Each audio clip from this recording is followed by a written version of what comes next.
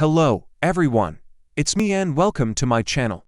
If you've ever wondered where we came from, how we got here, or why we're here, you've probably heard some version of this story. It's the story of creation, of how the world began and how we came to be. The what if this account, found in the first chapter of the Bible's book of Genesis, is actually more than just a story. What if it's history? What if this really is how the world began? Well, that's what we're going to find out today, because over the next 7 days, we're going to take a deep dive into the first chapter of Genesis and see if we can uncover any evidence that supports this amazing account.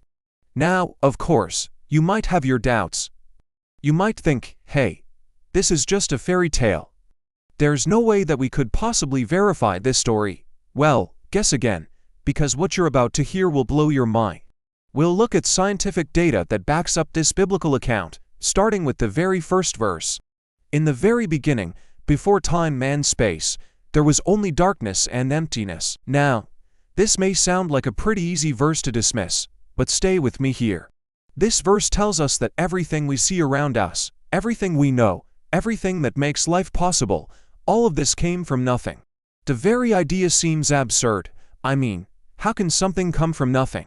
If you were to ask any scientist this question, they would immediately tell you that it's impossible. They'd tell you that something must always come from something, that energy cannot be created or destroyed, that everything has a cause. Well, let me ask you this. Doesn't that beg the question, who caused the cause? If everything must have a cause to exist, then what caused the cause that caused the Big Bang? What caused the cause that caused the fundamental forces of nature? What caused the cause that started the formation of our solar system, of our planet Earth?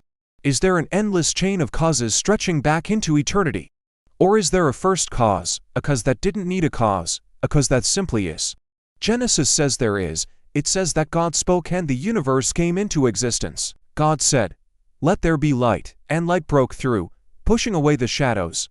Notice that this doesn't say that God created light. Instead, it says He brought light into existence. Before this verse, there was no light, but not because light didn't exist, because there was no space or time for it to exist in. But once God introduced light into the equation, time and space became real. Light entered the void and pushed away the darkness. Now, many people miss the significance of this, but think about it. When light enters a dark room, what happens to the darkness? It flees, and that's exactly what happened here. As light entered the void, darkness lost its power and was banished. So what does that tell us about God? Well, it tells us that He's all-powerful. Remember, according to physics, light is the most powerful force in the universe. I mean, without light, we couldn't live. No light, no life. And God simply spoke and light came into existence. He then separated the heavens from the earth, the seas from the dry land, and set the boundaries for each. He established the laws of gravity so that we could walk on solid ground instead of floating off into space. He shaped the earth and made the seas so that water wouldn't just sit in one place, but would flow and refresh the whole planet. He even made the sun, the moon, and the stars to rule the day and the night. But it wasn't until the fourth day that He started filling this newly created world with inhabitants. On the fifth day, He created the birds in the sky and the fish in the sea. And on the sixth day, He made every animal that walks, crawls, or creeps on the land. And finally, on the sixth day, He created men and women, Adam and Eve, who were placed in the Garden of Eden to care for all these wonderful creations. Now, some people object to this account saying, hey, it took millions of years for life to evolve. But hold on a minute, because the Bible doesn't teach that creation happened in 6 days. It specifically states that it happened in 6 periods of time called days. Day 1. Light came into existence. Day 2. The firmament was made. Day 3. The earth and the seas were formed. Day 4. The sun, moon, and stars appeared. Day 5. Birds and fish were created. Day 6. Animals and humans were made. And day 7. God rested. So what exactly does the Bible mean by day? Well, it is important to point out that the Hebrew word used here for day means a period of time, not necessarily 24 hours. For example, in Psalm 90, Moses prays, "You make my days like clock hands, they are nothing before you. You sweep them away like a dream, like grass they are renewed every morning. In your sight they are renewed, So a day isn't necessarily 24 hours, but it is a period of time, a distinct period of time, a period of time marked by a beginning and an end, not an endless amount of years. And notice that the Bible says that creation ended on the seventh day, which means that God completed his work and left nothing else to add. In fact, the Bible teaches that God rested on the seventh day and hasn't done anything since. So let's recap what we learned in just 6 days. God created light and separated it from darkness. He divided the waters above from the waters below and made the earth, the seas, and the dry land.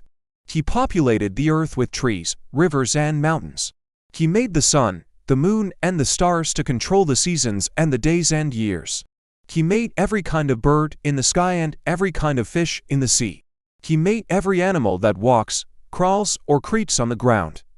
And finally, he made man and woman, Adam and Eve, to care for all of his creation. And when God looked upon all that he had made, he saw that it was very good. But what do you think? Do you believe that God created everything in just 6 days? Let me know your thoughts in the comment section below. While we're waiting for the comments to come in, let's take a quick break to talk about something very important. If you want to go deeper into the truth behind creation, I want to invite you to check out my new channel. Now, you might be asking, why another channel? Well, as you probably know, my videos keep getting flagged and taken down, not because of anything I'm doing wrong, but simply because I'm sharing the truth about God's creation. In fact, YouTube won't even allow me to respond to comments here because they do and want people to know that there's another channel where I share the truth freely.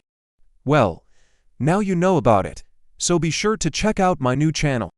That's where I'll be streaming live. We lines have a great time of fellowship and I lines be sharing the truth about creation that YouTube won't allow me to share here. I'll see you there. Alright, now let's get back to our amazing story of creation. Because while the Bible says that God finished creating the world on the 7th day, it also says that he made man on the 6th day. And let's be honest, there's nothing more amazing than man. I mean, we can create things of beauty. We can discover cures for deadly diseases. We can explore distant galaxies and construct machines that can travel at incredible speeds. We can write music that can touch the heart or build buildings that reach for the sky. Man is truly amazing. However, we are also capable of some pretty messed up things. We can create weapons of mass destruction. We can spread diseases that kill millions. We can destroy entire ecosystems and pollute the very air we breathe. We can cheat, steal, lie, and kill. Basically, humanity is a mess. And that's why it's so important that we understand how we got here, because if we're not careful, we might repeat the mistakes of the past or fall into the same traps that have caused so much pain and suffering throughout history. That's why I encourage you to study the Bible, to learn about God's plan for humanity and to follow his ways so that we can experience the abundant life that God has promised. Because remember, we're not just here by accident. We have a purpose, we have a mission. And it all starts with knowing how we got here. So what do you think? Does this account of creation make sense to you? Do you see the evidence that points to its truth? Let me know your thoughts in the comment section below. And be sure to check out my new channel. Thanks for watching. Have a great week and I'll see you next time.